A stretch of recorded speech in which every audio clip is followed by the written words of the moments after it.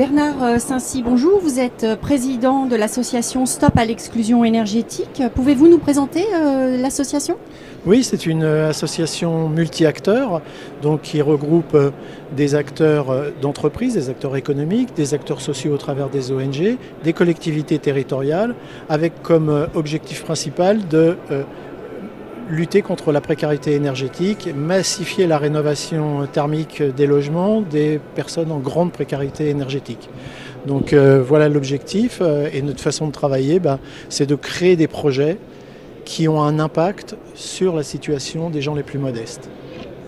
Alors si je suis un acteur, société civile, une collectivité locale, une entreprise, quel est l'impact ou la valeur ajoutée que je gagne entre guillemets dans mon objectif de lutte contre la précarité énergétique à venir dans l'association ?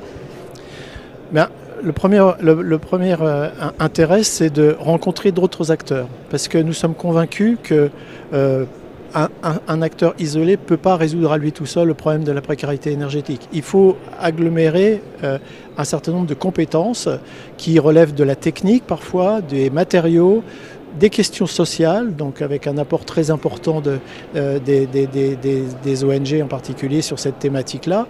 Et donc l'acteur isolé a envie de faire quelque chose, mais là, avec l'association et les rencontres et les groupes de travail qu'on fait sur des thématiques qui ont été identifiées, ça va renforcer son action et sa possibilité de s'engager réellement. Est-ce que vous pouvez nous donner des exemples de projets ou d'actions concrètes qui ont été conduites par l'association ? Oui. En 2021, on a lancé 4 grands projets. Un premier projet qui est le projet dit ensemblier solidaire, c'est-à-dire qu'on veut faire émerger un métier qui est le métier d'ensemblier solidaire, c'est-à-dire des gens qui accompagnent des familles en très grande précarité, du repérage de la famille jusqu'à la fin des travaux, en passant par la définition du projet de rénovation avec la famille et le montage des données financières, puisqu'on va cumuler un certain nombre d'aides, c'est très compliqué, donc il faut aider et accompagner les familles pour pouvoir le faire. Et faire émerger ce métier-là, c'est se donner les moyens d'avoir un levier pour massifier la rénovation thermique pour les familles les plus modestes. Donc ça, c'est un premier projet qui est en phase expérimentale actuellement, mais on espère le développer en 2022 sur une base beaucoup plus élargie, avec un impact beaucoup plus fort que dans le prototype qu'on est en train d'essayer de mettre en place.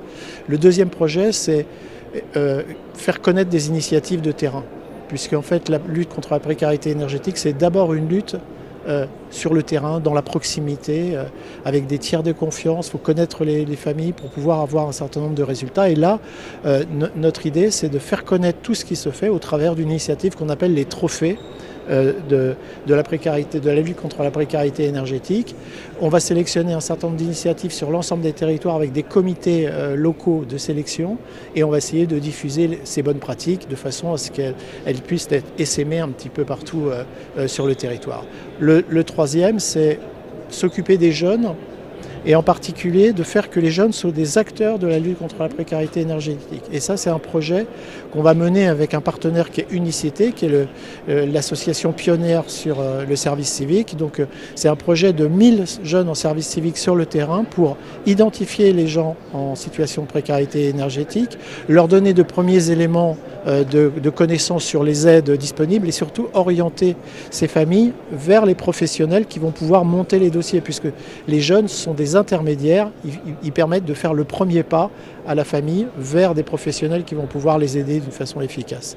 Et le troisième, c'est en fait un appel aux dons qu'on a déjà lancé grâce au parrainage d'une comédienne qui est Emmanuelle Béard. Un appel aux dons pour financer le reste à charge des familles les plus en difficulté. Vous savez que quand on fait des travaux de rénovation pour des familles en grande difficulté, le coût des travaux est d'à peu près 50 000 €. Si on cumule toutes les aides, on arrive à peu près à financer 90% de ces 50 000 €, mais il reste encore 5 000 € à trouver. Et ces 5 000 € à trouver, on espère aussi les avoir grâce aux dons du public. Et c'est un appel aux dons pour le grand public. Merci. Donc vous venez nous parler des projets en cours qui nous tournent déjà vers l'avenir. Quelles sont vos priorités pour demain ? Alors, il reste 3 préoccupations vraiment importantes qu'il faut essayer de traiter. Il y en a une dont je viens de parler qui est le reste à charge.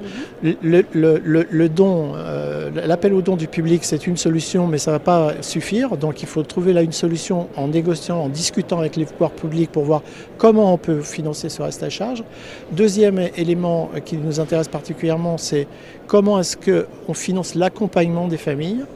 Puisque là, c'est un accompagnement très spécifique, puisque c'est des familles en très grande difficulté. Donc ça ne peut pas être un accompagnement simple comme prévu actuellement, ça doit être un accompagnement renforcé. Donc là, il y a un problème de financement. Là aussi, on discute avec les pouvoirs publics pour voir quelles sont les solutions qu'on peut trouver, et c'est une priorité. Et la troisième, c'est la formation des acteurs. En fait, on a, pour lutter contre la précarité énergétique, il faut s'appuyer sur des acteurs territoriaux, locaux. Et il y en a de plusieurs sortes, mais en particulier, il y a les bénévoles des associations, les bénévoles du Secours catholique, d'ATD Carmonde, du Secours populaire, etc., qu'on ambitionne de former à la précarité énergétique pour qu'ils puissent repérer les gens en situation de précarité énergétique et aussi leur donner les informations sur les aides existantes pour développer les projets de ces familles en grande difficulté, et aussi les travailleurs sociaux des collectivités, les travailleurs sociaux qui sont par exemple dans les centres communaux d'action sociale, qui sont au contact avec ces familles et qui souvent n'ont pas tous les éléments pour répondre aux projets concrets de la famille en termes de rénovation de son habitat. J'ai entendu dire également que Stop à l'exclusion énergétique œuvrait pour faire de la lutte contre l'exclusion énergétique une grande cause nationale. Alors, oui. Où en est-on ? C'est un grand projet qui nécessite le soutien du plus grand nombre. Le problème, si je puis dire, de la précarité énergétique, c'est que c'est finalement assez peu connu. Entre spécialistes, on connaît bien la précarité énergétique, mais le grand public connaît la précarité, la pauvreté, mais il n'a pas identifié la précarité énergétique, sauf quand il ne peut pas payer ses factures d'électricité et d'énergie en général. Donc faire une grande cause nationale sur la précarité énergétique, ça permettrait de rendre visible l'ampleur du phénomène de précarité énergétique, qui, je le rappelle, touche 12 millions de personnes en France, donc c'est un fléau social de grande ampleur, de le faire connaître et d'en faire un objet politique, ou plutôt un objet de débat politique. C'est-à-dire que les pouvoirs publics s'emparent de cette question au travers de cette mise en visibilité qui est cette opération, et donc de trouver des solutions plus à même de répondre à la problématique de la précarité énergétique. Je vous remercie.